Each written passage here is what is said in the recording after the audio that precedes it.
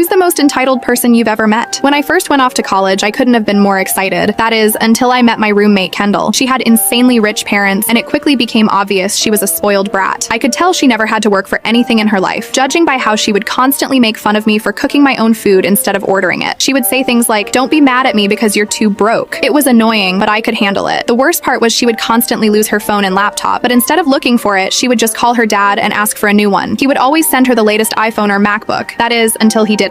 I remember she lost her phone while partying the night before and asked to borrow mine to call her dad, but this time he said no, and as soon as he said that, she exploded. She started crying, but he didn't budge, and after that didn't work, she quickly turned to cussing him out. That's where he drew the line and told her she wasn't getting a new phone, and for using those words, her allowance was being cut off. Upon hearing this, her face went pale and she broke down. I moved out soon after that and didn't see her for a few months until I heard she was working at McDonald's. I went, and it was true. After that, I continued going there every week just to see her face the real world.